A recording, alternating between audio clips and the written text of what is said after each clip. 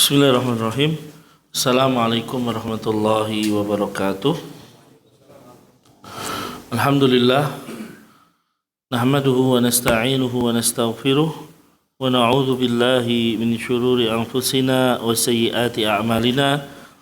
May yahdihillahu fala mudhillalah wa may yudlil fala hadiyalah. Asyhadu an la ilaha illallah wahdahu la syarikalah wa asyhadu anna Muhammadan abduhu wa rasuluhu sallallahu alaihi wa ala alihi wa ashabihi wa man sara ala nahjihi wa istanna bi sunnatihi ila yaumil liqaihi. Qala Allah Ta'ala ya ayyuhalladzina amanu taqullaha haqqa tuqatih wa la tamutunna illa wa antum muslimun. Ya ayyuhan nasu taqu rabbakum alladzi khalaqakum min nafsin wahidah wa khalaqa minha zawjaha wa batha minhuma rijalan katsiran wa nisaa'a wattaqullaha alladzi tasaaluna bihi wal arham innallaha kana 'alaikum raqiba. Ya ayyuhalladzina amanu taqullaha wa qulu qawlan sadida yuslih lakum a'malakum wa yaghfir lakum dhunubakum wa may yuti'illaha wa rasulahu faqad faza fawzan 'azima. Amma ba'du fa inna asdaqal hadithi kitabullah wa khairal huda huda Muhammadin sallallahu alaihi wasallam wa syarral umuri muhdatsatuha fa inna kulla muhdatsatin fid dini bid'ah wa kulla bid'atin dhalalah wa kulla dhalalatin finnar. Hadirin jamaah kajian yang dimuliakan oleh Allah Subhanahu wa taala. Alhamdulillah, kita bersyukur dengan segala nikmat yang Allah Subhanahu wa taala berikan kepada kita semua, wabil khusus nikmatul imani wal Islam, juga nikmat kesehatan, bahkan nikmat kita diberikan kehidupan di muka bumi ini. Berarti kita menjadi orang-orang yang terpilih untuk mengemban amanahnya sebagai hamba Allah yang bertugas untuk beribadah kepadanya. Maka jangan sia-siakan amanah tersebut dengan kita bermaksiat. Ya, jangan sia-siakan amanah tersebut dengan kita yang menjadi orang-orang yang tidak taat kepada Allah Subhanahu wa taala. Kemudian salawat beriring salam senantiasa kita haturkan kepada beliau Rasulullah Muhammad sallallahu alaihi wasallam, juga kepada keluarga beliau, para sahabatnya, serta umatnya yang setia mengikuti beliau hingga akhir zaman. Taib, ikhwas sekalian, masuk ke dalam hadis yang ketujuh dari kitab Arba'in An-Nawawiyah, yaitu hadis An-Nasihah. Redaksi hadisnya, An Abi Ruqayyah Tamim ibnu Aus Ad-Dari radhiyallahu anhu anna Nabiyya sallallahu alaihi wasallam qala ad-dinun nasihah. Qulna liman ya Rasulullah? Qala lillahi wa li kitabihi wa li rasulihi wa li a'immatil muslimina wa amatihim. Rawahu Muslim.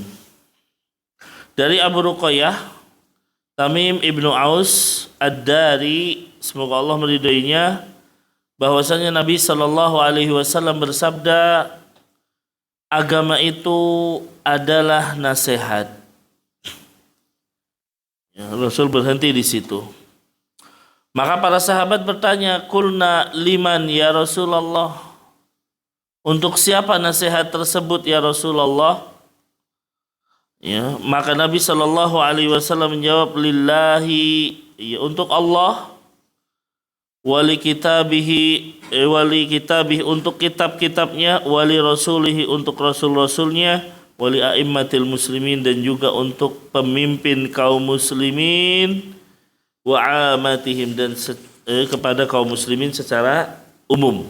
Baik. Hadis ini hadis yang sahih dan merupakan salah satu hadis yang penting di dalam agama ini, ya, karena berkaitan tentang nasihat. An Abi Ruqayyah, dari Abu Ruqayyah Tamim ibnu Aus Ad-Dari. Ya. Di sini Tamim ibnu Aus menjadi atau memakai kunyah, tapi ya menggunakan anak perempuannya, gitu. Ya, menggunakan anak perempuan. Maka di sini menunjukkan dalil bolehnya berkunyah dengan anak perempuan gitu kan. Tidak harus anak laki-laki. Ya, makanya ya seseorang itu bisa berkunyah dengan nama anak laki-lakinya, dan ini banyak gitu kan. Kemudian bisa menjadi dengan anak perempuannya seperti Abu Ruqayyah ini. Ya. Kemudian juga menggunakan misalnya nama hewan seperti Abu Hurairah ini gitu.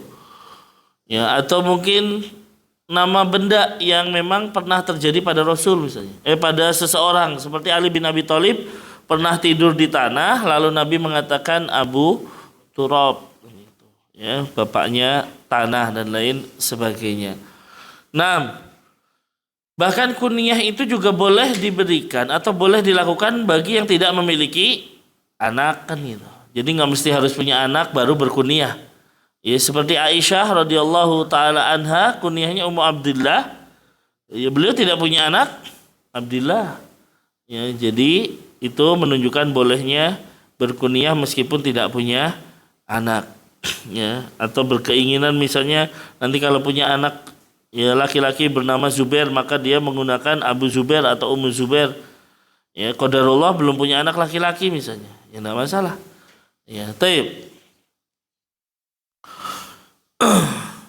Kemudian di sini dikatakan ya At-Tamim Ibnu Aus Ad-Dari, seorang sahabat yang mulia, beliau mengatakan bahwa Nabi Shallallahu alaihi wasallam bersabda ad-dinun nasihah. Agama itu adalah nasihat. Naam. Ya. Agama yang dimaksud di sini karena agama itu terbagi menjadi dua, ya. Ada agama yang bermakna ya al-jaza atau al-amal gitu kan, amalan. Ada agama yang dimaksud adalah al-jaza.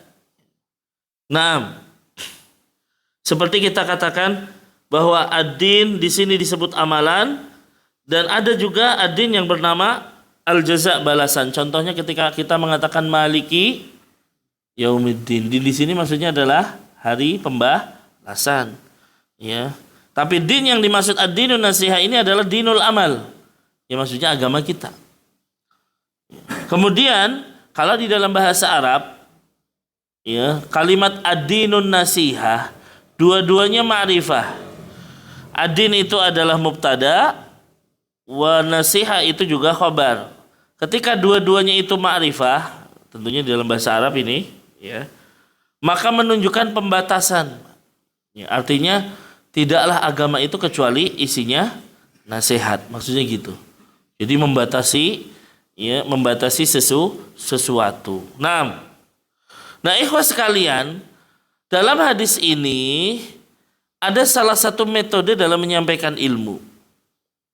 Ya, apa itu? Yaitu Rasul Shallallahu Alaihi Wasallam menyampaikan ilmu dengan menyebutkan secara global supaya orang itu intibah, berpikir atau bertanya kan gitu. Ya, makanya di sini ketika Nabi mengatakan ad-dinun nasihah ini global. Beliau kemudian diam saja tidak ngomong apapun. Supaya apa? Menarik perhatian sahabat untuk bertanya. Nah, ini salah satu metode dalam menyampaikan ilmu. Ya, salah satu metode dalam menyampaikan ilmu adalah menyebutkan secara global dulu supaya terpancing yang mendengar untuk bertanya. Ya, supaya terpancing yang mendengar untuk bertanya. Makanya di sini agama adalah nasihat. Udah. Bingung. Para sahabat langsung nanya, "Liman?" Ya, nasihat untuk siapa? Ya, baru dijawab oleh Rasul Shallallahu Alaihi Wasallam. Makanya di sini kita ambil dari kitab yang lain bahwa metode dalam menyampaikan ilmu yang dilakukan oleh Rasulullah banyak macamnya. Di antaranya adalah terkadang Rasul memegang pundak seorang sahabat baru menyampaikan hadis. Ya, ini terjadi kepada Ibnu Umar. Ya, Ibnu Umar lagi jalan dipegang pundaknya. Lalu Nabi mengatakan kun fid dunya ka'annaka gharibun aw 'abiri sabil. Ya, wahai Ibnu Umar, ya jadilah engkau di dunia ini seperti orang yang asing atau orang yang menyeberang jalan. Artinya sebentar aja gitu. Ya, enggak lama-lama. Nah, ini dilakukan Rasul. Jadi apa yang dilakukan Rasul? Sentuh pundaknya. Nah, kan otomatis Ibnu Umar ya intibah, perhatian, oh ada apa nih? Lalu Rasul, wahai Ibnu Umar, jadilah engkau di dunia seperti orang asing atau orang yang sedang menyeberang jalan. Ya, artinya orang musafir. Orang kalau nyeberang jalan kan nggak mungkin kan bikin rumah di tengah jalan, Pak, gitu. Ya, artinya nggak ada kepikiran dia mau tinggal di situ. Seorang nyeberang ke jembatan, nggak ada kepikiran, saya mau bikin rumah di jembatan ini kan enggak. Kenapa? Karena di jembatan. Sebentar aja gitu. Nah itu, seseorang di dunia harusnya berpikir seperti itu. Ya, seperti yang disampaikan Rasul kepada Ibnu Umar. Jadi kita berada di persimpangan jalan di sebuah jembatan, ya udah sebentar lagi kita akan nyampe ke akhirat. Ya, bukan kita berlama-lama di jembatan, bisa jadi jembatannya ambruk nanti. Nah, itu perumpamaan dunia. Ya, perumpamaan dunia. Kalau kita terus-menerus berada di situ, kita hancur nanti. Nah, kemudian terkadang Rasulullah menyampaikan terlebih dahulu sebuah hadis. Ya, dengan lafaz bertanya. Seperti terjadi pada Mu'ad bin Jabal. Ya, datang kepada Mu'ad bin Jabal, ya Mu'ad, atadri ma haqqullah 'alal ibad wa ma haqqul ibadi 'ala Allah, kan itu.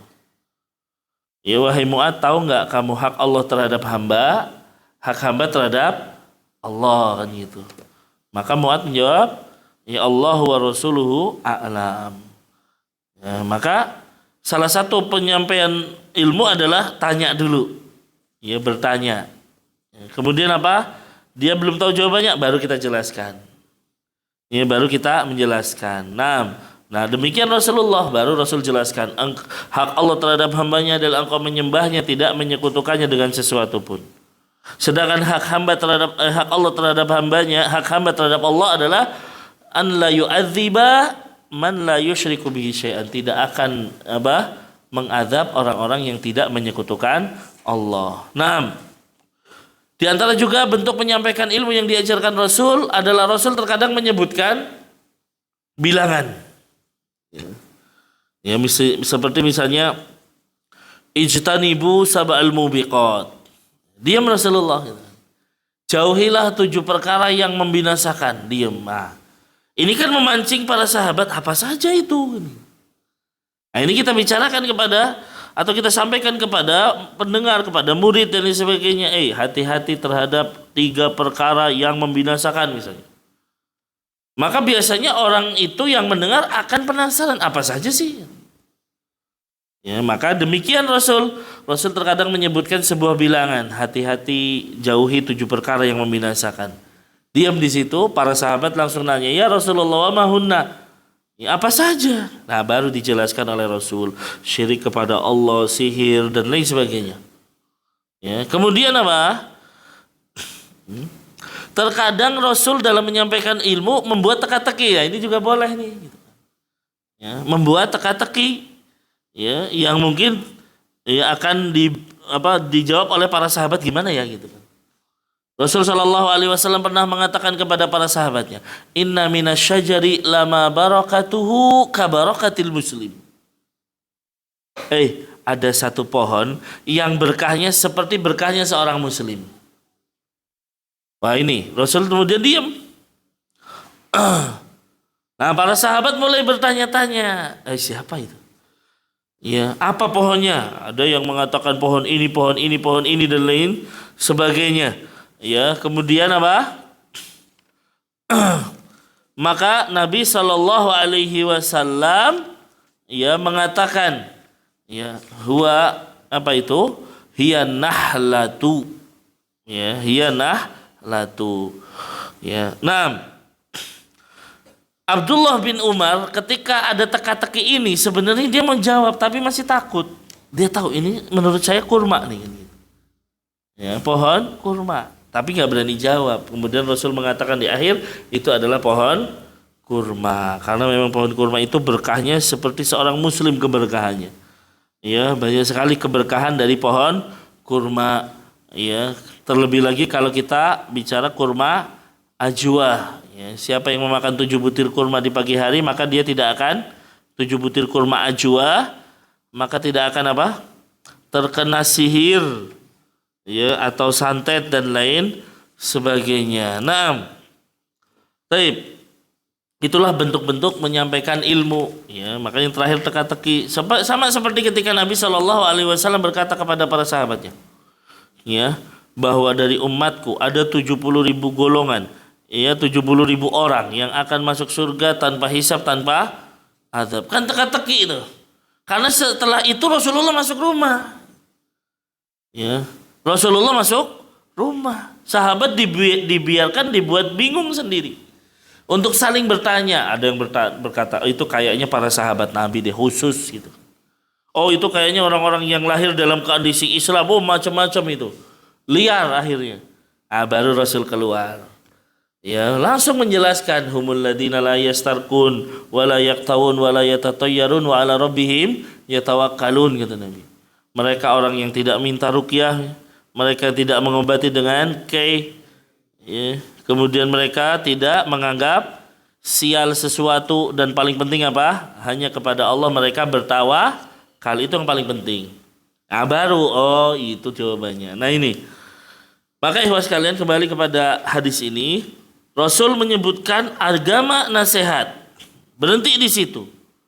Enggak dilanjutkan Rasul. Makanya para sahabat mengatakan, liman ya Rasulullah. Ya, untuk siapa nasihat tersebut? Ya. Makanya di sini wa abhaman nabiyyu liman takunu nasiha min ajli an yastabhim as-sahabah. Nabi itu berhenti dan hanya mengatakan agama itu nasihat supaya para sahabat itu terpancing untuk bertanya. Ya, terpancing untuk mendapatkan ilmu, karena sesuatu yang global, ya, belum terperinci, itu bisa menjadikan, ya, ketika orang memahami lebih kuat gitu kan. Rasul mengatakan agama nasihat, jelas. Ya, mungkin orang bingung, tapi begitu bertanya, pas sahabat ada yang tanya liman, baru. Ya, maka yang mendengar akan lebih paham. Makanya dalam riwayat yang lain bahkan beliau menyebutkan 3 kali. Agama itu nasihat, agama itu nasihat, agama itu nasihat. Udah Rasul diam. Ya, baru para sahabat menanyakan, liman ya Rasulullah, ya, untuk siapa ya Rasul sallallahu alaihi wasallam. Baik, maka Rasul menjawabnya, lillahi wali kitabihi wali rasulihi wali a'immatil muslimina wa amatihim. Untuk Allah, untuk kitabnya, untuk rasulnya, untuk pemimpin kaum muslimin dan masyarakat umum. Ya, berarti ada 7 atau berapa Pak? 5 objek nasihat, benar gak? Lillah, wali kitabihi, wali rasulihi, wali a'immatil muslimina wa amatihim. 5. Ya, 5 objek nasihat, meskipun nanti a'immatil muslimin ada 2. Ya, yaitu pemimpin dan para ulama. 5 objek nasihat. Mari kita jelaskan satu persatu. Yang pertama, an-nasihatu lillah. Yang pertama, nasihat untuk Allah Subhanahu wa taala. Ya. Nah, ikhwas sekalian, ya, apa makna nasihat untuk Allah? Jadi jangan sampai kita memahami nasihat hanya kepada nasihat sesama manusia, tidak. Ya, tetapi memahami nasihat tentunya berbeda-beda. Kalau sesama manusia itu memberikan memberikan sebuah sumbangsi atau memberikan pemikiran kepada yang kita nasihati, tapi tentunya berbeda dengan yang lainnya. Makanya kita lihat apa makna nasihat kepada Allah. Ya, makna nasihat kepada Allah adalah mencakup 2 perkara di sini. Apa itu? Al-awwal ikhlasul ibadah lahu. Yang pertama itu. Makna nasihat kepada Allah adalah engkau mengikhlaskan ibadah kepada Allah Subhanahu wa taala. Ini yang pertama. Berarti seseorang yang tidak mengikhlaskan ibadah tidak melakukan nasihat kepada Allah. Ya, tidak melakukan nasihat kepada Allah Subhanahu wa taala. Kemudian apa? Tentunya tidak menyekutukannya dengan sesuatu pun. Ya. Berarti seseorang yang melakukan kesyirikan dia tidak dianggap bernasihat kepada Allah Subhanahu wa taala. Ya, maka itu yang pertama. An-nasihatu lillah ikhlasul ibadah lahu wa adamu syirki. Ya, mengikhlaskan ibadah kepadanya dan tidak menyekutukannya dengan sesuatu pun. Ya. Maka orang yang menyekutukan Allah berarti dia tidak melakukan nasihat kepada Allah. Makanya ikhwas sekalian, ya, para ulama mengatakan bahwa orang yang melakukan kesyirikan adalah orang yang memiliki akhlak yang buruk, gitu. Ya, karena akhlak itu dibangun yang pertama adalah dengan ketauhidan. Berarti orang yang musyrik dia tidak memiliki akhlak. Kok bisa? Dia udah diciptakan oleh Allah, diberikan kehidupan, bahkan pada saat itu dia diberi nikmat. Ya, dia bisa makan, bisa minum, bisa bernapas, seluruhnya dikasihkan kepada dia. Tapi malah dia nyembahnya kepada selain Allah. Kan berarti nggak punya akhlak tuh orang gitu. Ya, makanya ya dikatakan bahwa akhlak paling buruk manusia adalah ketika dia menyekutukan Allah Subhanahu wa taala. Bahkan dalam hadis kan disebutkan ketika Rasul bertanya tentang ya apa itu dosa yang paling besar, maka Rasul mengatakan antaj'ala lillahi niddan wa huwa khalaqaka. Engkau menjadikan bagi Allah sekutu padahal Allah yang nyiptain kamu. Ya. Kalau kita analogikan, seseorang memberikan kebaikan kepada seseorang terus, tapi ternyata orang itu loyalnya kepada yang lain yang bukan memberi kebaikan. Kan seakan-akan dikhianati. Walillahil masalul a'la tentunya. Ya, bagi Allah perumpamaannya lebih tinggi. Artinya apa? Allah udah nyiptain kita, udah ngasih nikmat kepada kita, kok bisa-bisanya dia malah mempersembahkan ibadah kepada selain Allah. Maka orang yang menyekutukan Allah berarti dia tidak melakukan nasihat lillah. Kemudian yang kedua, makna dari nasihat lillah, asyhadatu lahu biwujudihi wa bil wahdaniyatihi fir rububiyyah wal uluhiyah wa asma' wa sifat. Apa maksudnya? Ya, nasihat lillah yaitu bersaksi dengan keberadaan Allah. Kemudian apa? Bersaksi dengan keesaan Allah di dalam rububiyah, uluhiyah dan asma wa sifat. Yang pertama, bersaksi dengan wujud Allah. Karena ada orang-orang ateis menganggap tidak ada Tuhan. Bahwa dunia ini tercipta dengan sendirinya. Nggak ada campur tangan Tuhan dan lain sebagainya. Makanya pernah terjadi debat, ya, kalau tidak salah Imam Abu Hanifah dengan seorang ateis. Ayo debat, ya, bahwasanya tidak ada yang mengatur alam semesta ini. Ya, semua terjadi dengan sendirinya. Disanggupi oleh Abu Hanifah. Ya, datanglah waktunya, begitu datang kata ayo kita debat. Kata Abu Hanifah, nanti dulu saya mau ngasih tahu loh. Itu di sungai Dijlah, salah satu sungai di Irak. Ya, ada perahu jalan sendiri loh. Nyebrang jalan sendiri, kemudian naikin barang-barangnya, kemudian nurunin sendiri, nggak ada yang lakuin dia. Jadi sendiri. Ya, maka kata ateis itu dengan senyum dan tertawa mengejek Abu Hanifah. Wah, Abu Hanifah, ya nggak mungkin toh perahu bisa jalan sendiri, gitu. Bisa nurunin barang sendiri dan lain sebagainya. Apa kata Abu Hanifah? Kalau nggak mungkin pada perahu, bagaimana dengan alam semesta ini? Gitu. Bagaimana alam semesta ini bisa berjalan dengan teratur dan lain sebagainya? Kok nggak ada yang ngatur? Kan nggak mungkin. Nah, ya, jadi orang ateis itu kalah sebelum berdebat. Ya, nah, maka kita wajib mengimani keberadaan Allah Subhanahu wa taala.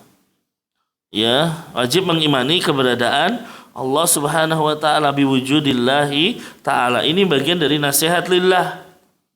Kemudian beriman dengan mengesahkan Allah di dalam rububiyah. Apa makna rububiyah, Pak? Secara gampangnya rububiyah itu adalah perbuatan Allah Subhanahu wa taala.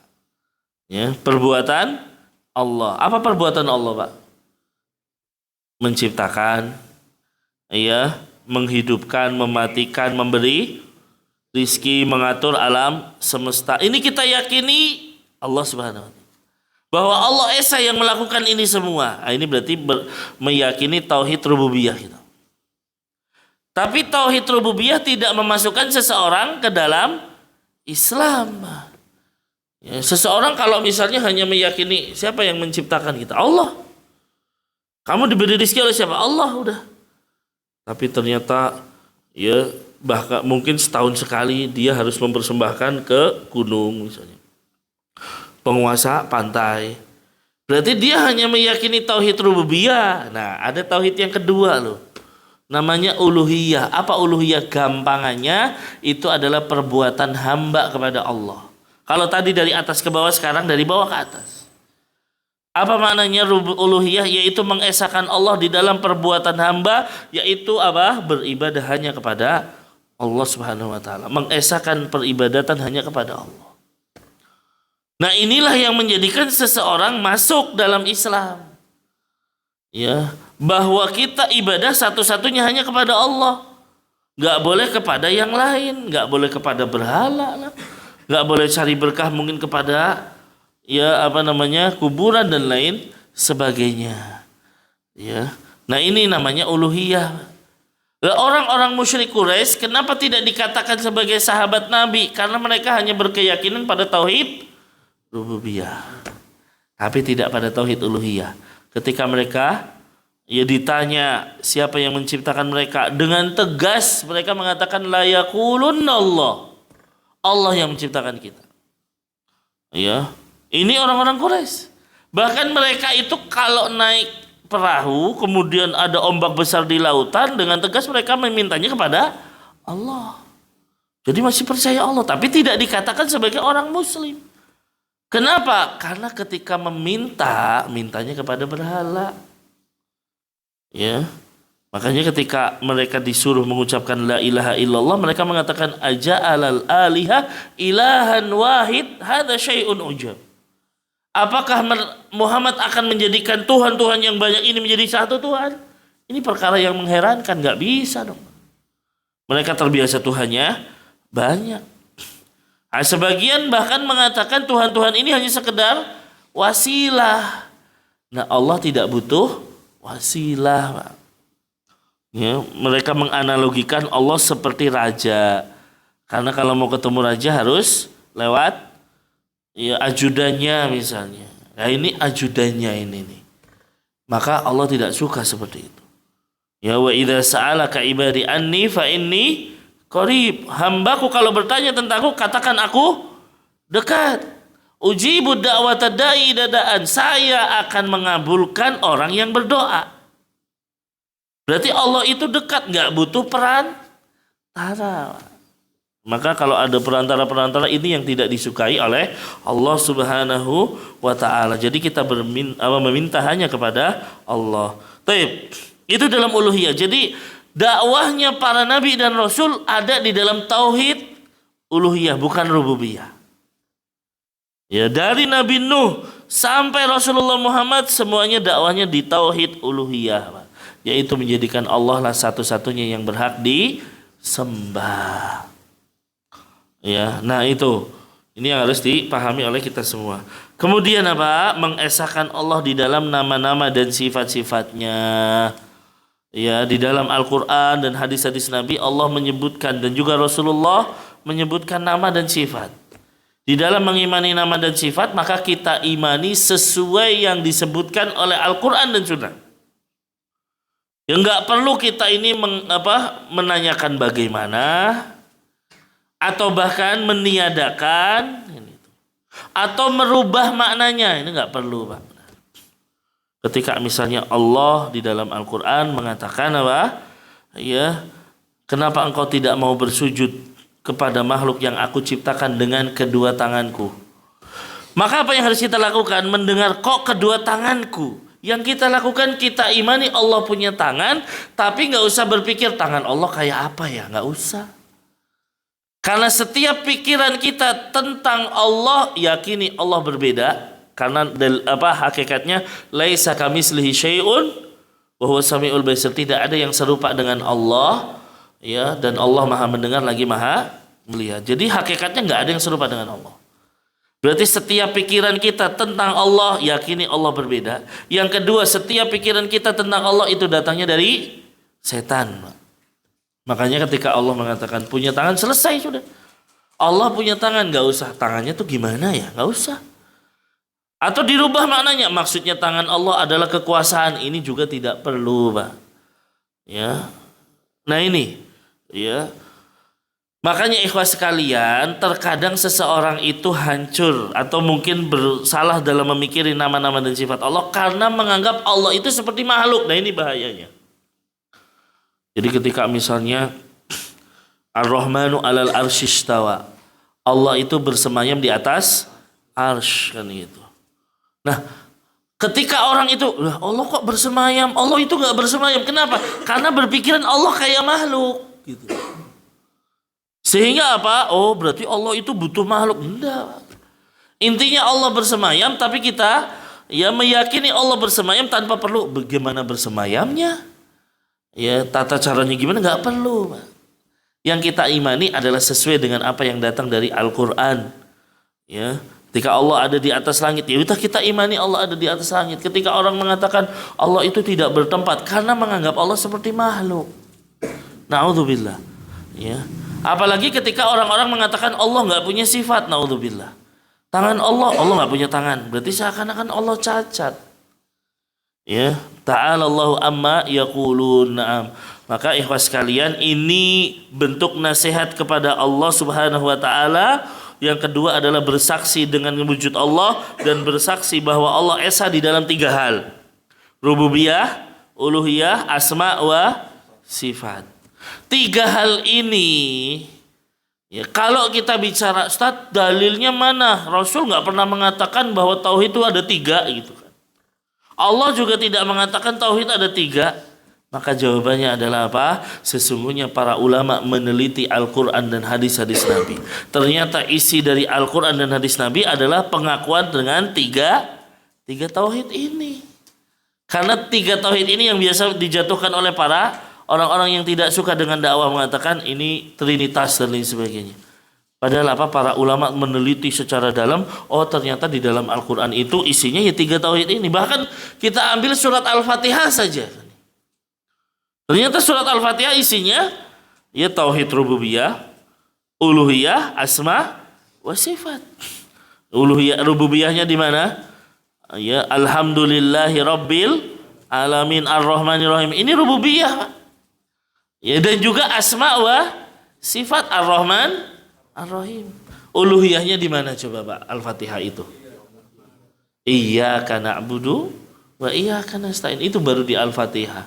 Belum surat-surat yang lain. Nah, itu makna dari nasihat kepada Allah Subhanahu wa taala. Kemudian yang kedua, nasihat kepada kitab Allah.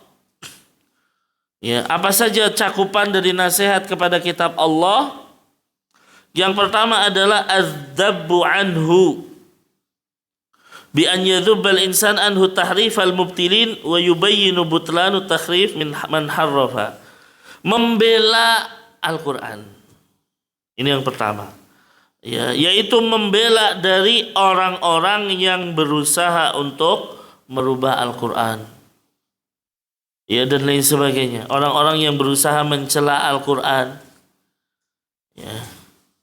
Ikhwas sekalian, ada sebagian, kalau kita bicara mungkin di media sosial kan liar ya Pak ya, macam-macam bentuknya. Ada kalimat jangan percaya orang yang buta huruf. Maksudnya siapa? Rasulullah Shallallahu Alaihi Wasallam.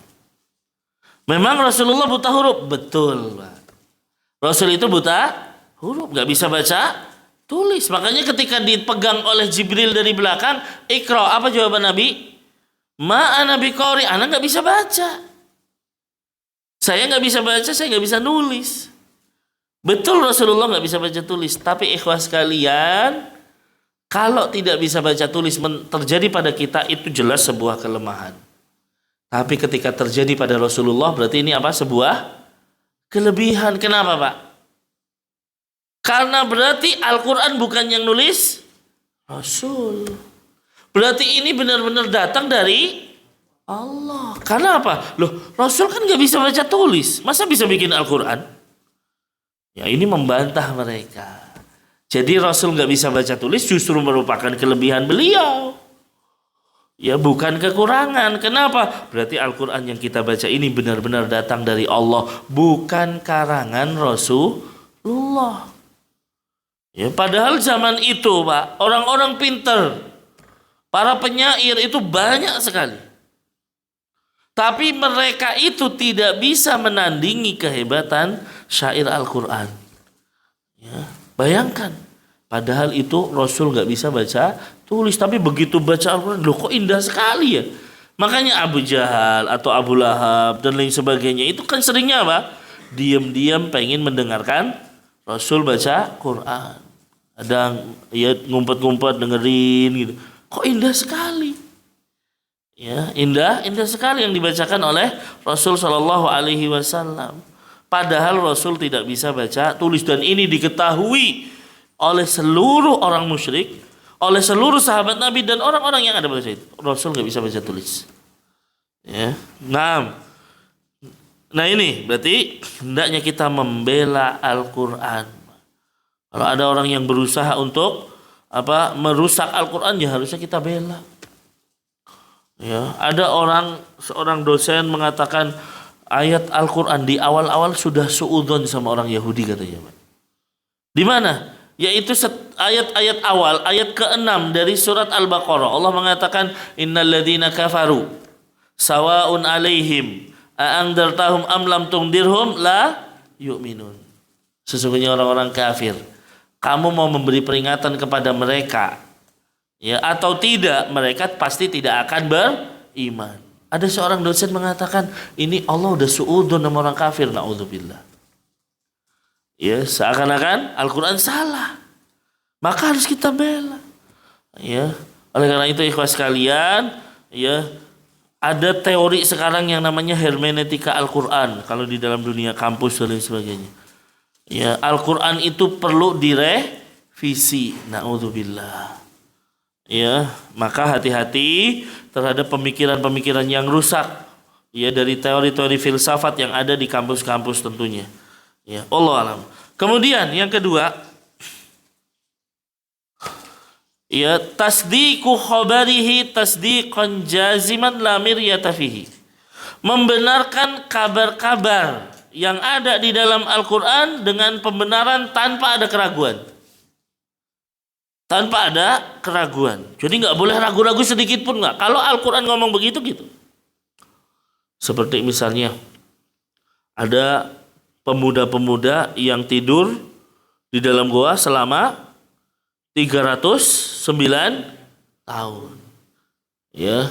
Maka apa? Kalau yang berbicara Al-Quran tidak boleh bagi kita. Masa sih kan gitu? Gak mungkin lah. Ini namanya miryah, Pak. Ini namanya keraguan. Maka kita langsung percaya, sepercaya. Nggak boleh ragu lagi bahwa itu ada dan terjadi. Ya. Nah, ketika terjadi pembunuhan ya di Bani Israel, kemudian ternyata Allah malah nyuruh Bani Israel menyembelih sapi. Ya. Dicari sapinya, dapat sapi, kemudian orang yang terbunuh ini dipecut, hidup lagi. Ya, hidup lagi hanya untuk menunjukkan siapa yang membunuh dia. Ya, maka kita katakan ketika itu disampaikan oleh Al-Quran, tidak boleh ada keraguan sedikit pun. Ya, karena bisa jadi mungkin secara akal tidak masuk akal. Tapi ingat ikhwas sekalian, di dalam Islam akal itu termasuk sesuatu hal yang dilihat. Ya, bahwa Islam memandang akal satu hal yang perlu diperhatikan. Tetapi ketika akal berlawanan dengan syariat, mana yang didahulukan? Syariat, bukan akal. Nah, ini yang harus diperhatikan. Berbeda dengan orang-orang ya yang mendewakan akal. Nggak masuk akal, nggak mungkin itu kan gitu. Ada misalnya tentang azab kubur, nggak masuk akal, nggak mungkin. Ya, jadi sekali lagi nasihat kepada Al-Quran adalah engkau membenarkannya dengan pembenaran tanpa keraguan. Falau kadzaba khabaron min ahbaril kitab lam yakun nasiyon. Kalau dia meragukan, mendustakan atau meragukan, maka dia tidak dikatakan menasehati kitab Allah. Ya, tidak dikatakan menasihati kitab Allah Subhanahu wa taala. Maka ikhwas sekalian, apapun yang disebutkan oleh Allah di dalam Al-Qur'an, maka kita yakini tanpa ada keraguan. Yang ketiga, dari nasihat kepada kitab Allah, imtithalu awamirihi, melaksanakan perintah-perintahnya. Fama warada fi kitabillahi min amrin famtathilhu, fa in lam tamtathil lam takun nasihan lillah. Maka setiap perintah yang ada di dalam Al-Qur'an lakukanlah. Ya, lakukanlah, karena kalau tidak dilakukan berarti dia tidak menasehati kitabullah. Ya, maka kalau di dalam Al-Qur'an Allah mengatakan wa aqimus shalah, ya udah laksanakan salat. Ya, laksanakan salat. Wa atuz zakat, tunaikanlah zakat, bayarlah zakat. Ya udah laksanakan. Ya, nah nanti kita mencari penjelasannya di mana? Oh, di dalam hadis-hadis Nabi. Ini yang dimaksud salat apa kan gitu. Makanya Al-Quran sama hadis Nabi itu tidak mungkin terpisah, Bapak Ibu. Sebagian kan ada orang-orang, kalau misalnya muncul sebuah permasalahan, kemudian dikatakan hukumnya ini, ada nggak di dalam hadis Nabi? Enggak, jawabannya di dalam sunnah. Saya nggak percaya sunnah. Nah, na'udzubillah. Ya, ada orang-orang yang mengingkari sunnah-sunnah Nabi Sallallahu Alaihi Wasallam. Padahal, ya, kita tidak bisa beribadah kecuali dengan sunnah. Karena di dalam Al-Quran kebanyakan penjelasannya apa Pak? Global. Wa aqimus sholat, kan nggak tahu sholat apa. Ya, ini sholat apa maksudnya? Dijelaskan di dalam hadis Nabi. Yang dimaksud adalah sholat 5 waktu. Ada seorang badui datang, ya Nabi, ya apa yang diwajibkan dari sholat? Khamsu sholawatin fi kulli yaumin. Ya, 5 waktu dalam sehari semalam misalnya. Hal alayya ghairuha, kata orang badui tadi, ada nggak yang lain dari sholat yang diwajibkan? La illa anta tahu, nggak, yang lain sholat sunnah. Gitu kan. Berarti sholat selain 5 waktu adalah sholat sunnah. Ya, tentunya yang sunnah berbeda dengan kita sholat Jumat atau sholat Id, itu tentu berbeda ya dalam pendapat. Nah, karena ada hadis yang lain yang menegaskan kewajiban sholat Jumat misalnya. Nah, kemudian ya, jadi apapun perintah yang ada di dalam Al-Quran laksanakan. Yang keempat, ijtinabu ma naha anhu, menjauhi yang dilarang Al-Quran. Jadi kalau Al-Quran melarang, ya udah jauhi, nggak usah mikir-mikir. Ya. Dan biasanya misalnya di dalam Al-Quran ketika menjauhi lebih kuat. Ketika Allah mengatakan wala taqrabuz zina, jangan dekati zina. Ini lebih kuat daripada kalimat jangan berzina.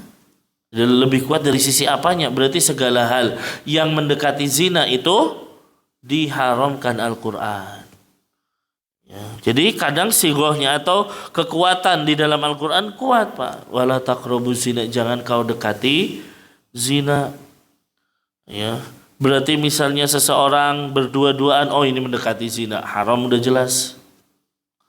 Ya, seseorang masuk ke dalam wanita yang sedang sendirian, oh itu haram sudah jelas. Kenapa? Semuanya mendekati zina. Ya, maka segala yang dilarang di dalam Al-Quran jauhi. Ya, tanpa harus kita bertanya. Ya, bagaimana dan lain sebagainya, cara menjauhinya kita bisa melihat dengan hadis-hadis Nabi Shallallahu Alaihi Wasallam. Kemudian antu'mina bi anna ma tadammanahu minal ahkam huwa khairul ahkam. Kita beriman bahwa hukum-hukum yang ada di dalam Al-Quran adalah sebaik-baik hukum. Dan tidak ada hukum yang lebih baik daripada hukum Al-Quran. Ya, jadi tidak ada hukum yang lebih baik daripada hukum Al-Quran. Nah, makanya kalau ada orang meyakini enggak, hukum manusia lebih baik daripada hukum Al-Quran, maka dikatakan keluar dari Islam. Ya, dan kita tidak boleh meyakini ada hukum yang lebih baik daripada hukum Al-Quran. Ya, sesungguhnya Al-Quran itu hukumnya salihun likulli zamanin wa makan. Hukum Al-Quran itu bisa diterapkan pada setiap waktu, zaman, tempat, dan lain sebagainya. Jangan sampai berpikir ini hukum ini nggak pantas diterapkan di Indonesia. Ya, tidak, karena hukum Al-Quran itu bisa diterapkan dimanapun. Ya, bisa diterapkan dimanapun. Ya, wallahu alam. Kemudian yang terakhir dari nasihat kepada Allah ya adalah bahwasanya beriman bahwa Al-Quran ini kalamullah, firman-Nya Allah Azza wa Jalla, baik hurufnya maupun maknanya. Ini yang membedakan dengan hadis qudsi ya Pak ya. Kalau hadis qudsi ya maknanya dari Allah, bisa jadi hurufnya dari Rasulullah Shallallahu Alaihi Wasallam. Tapi kalau Al-Quran, hurufuhu wa ma'nahu minallahi ta'ala. Huruf dan maknanya datang dari Allah Subhanahu wa Ta'ala. Ya, karena sebagian pendapat memang ya Allah itu memberikan makna, kemudian nanti Jibril yang menerjemahkan. Tidak. Yang ada apa? Huruf maknanya semua datang dari Allah, dan Jibril tidak mungkin berkhianat. Nggak ada satu huruf pun yang dihilangkan oleh Jibril. Karena sebagian orang, terutama orang Syiah, mengatakan Jibril itu tidak amanah dalam menyampaikan wahyu. Ya, seharusnya wahyu itu kepada Ali bin Abi Thalib, datangnya kepada Muhammad. Na'udzubillah. Ini gulatu Syiah. Ya, pembesar-pembesar Syiah yang sudah berat, mereka mengatakan bahwa kerasulan harusnya kepada Ali, bukan kepada Rasulullah. Na'udzubillah. Taib. Padahal apa? Malaikat Jibril itu terkenal dengan kalimat apa? Ruhul Amin. Ya, apa? Yang terpercaya. Gak mungkin itu Jibril salah alamat. Ya, dan Jibril itu tidak mungkin mengurangi satu huruf pun ketika menyampaikan kepada Rasul Shallallahu Alaihi Wasallam. Dan ikhwas sekalian, setiap tahun itu Jibril selalu datang kepada Rasul untuk apa? Murojaah Al-Quran. Di bulan Ramadan saling murojaah antara Rasulullah dan Jibril. Begitu di akhir hayatnya Nabi, di akhir Rasulullah mau meninggal, Jibril datang 2 kali. Berarti apa? Bagaimana Rasulullah menjaga Al-Quran ya supaya tidak hilang dan lain sebagainya. Ya, bahkan murojaah terus setiap tahun, Pak. Ya, tidak ada istilahnya Rasul nggak murojaah. Nah, murojaahnya langsung bersama malaikat Jibril alaihi salam. Nah, itulah 6 hal terkait dengan nasihat kepada kitab Allah. Nah, kemudian ya, yang nomor 3, 4, dan 5 kita tunda dulu karena sudah mendekati waktu jam 9. Ya, semoga yang sedikit ini kita sedikit-sedikit tapi bisa masuk daripada banyak-banyak tapi hilang semuanya. Jiping kan Pak ya. Yang ngaji kuping masuk kuping kanan, keluar ya kuping kiri itu kalau masuk. Kalau nggak masuk ya. Belum masuk udah keluar lagi gitu. Maka sedikit-sedikit mudah-mudahan bisa dipahami. Taib. Silahkan kalau ada yang ditanyakan, masih ada waktu 10 menit untuk tanya jawab. Ada?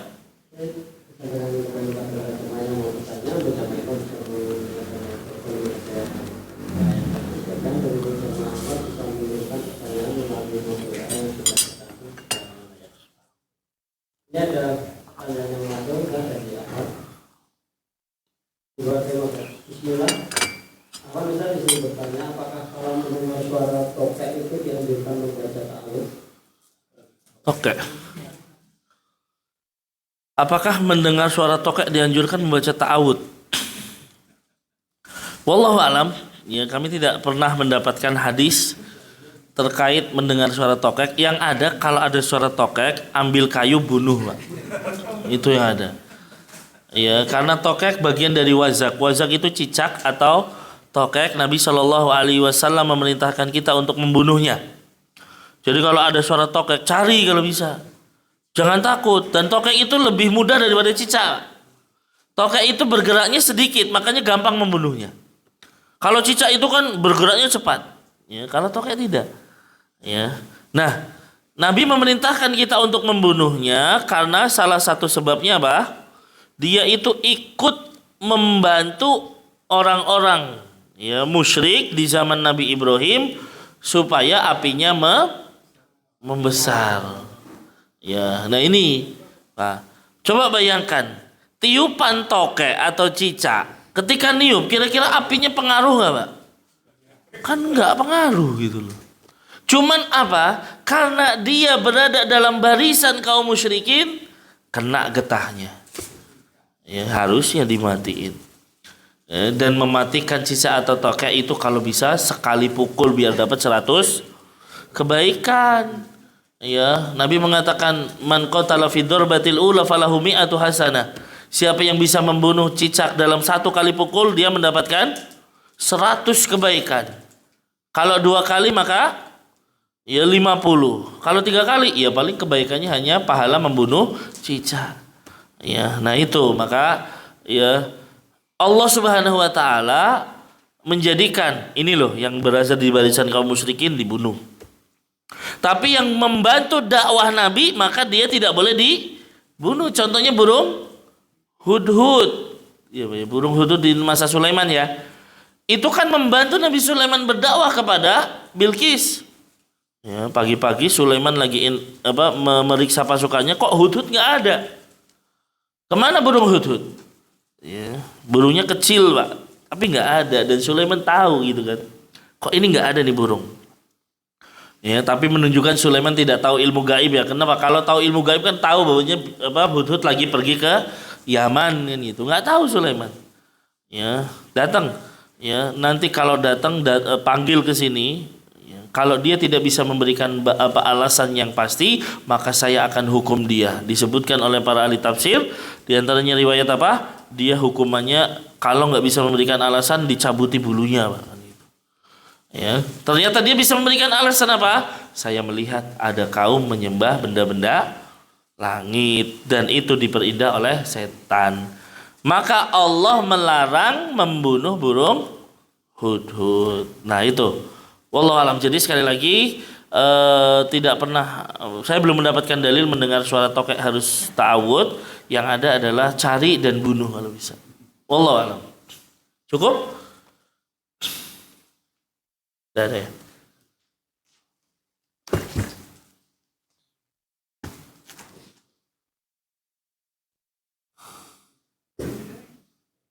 Ya, udah Pak. Waalaikumsalam warahmatullahi wabarakatuh.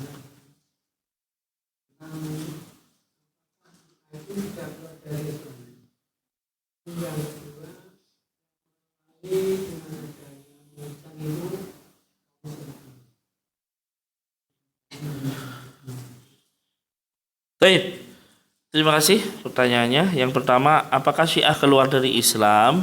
Maka Syiah itu pun terbagi menjadi beberapa kelompok, Pak. Ada Syiah yang masih ringan kekafirannya dan mereka tidak mengkafirkan sahabat Nabi, juga tidak menjelek-jelekan sahabat Nabi, maka ini tidak dikatakan kafir.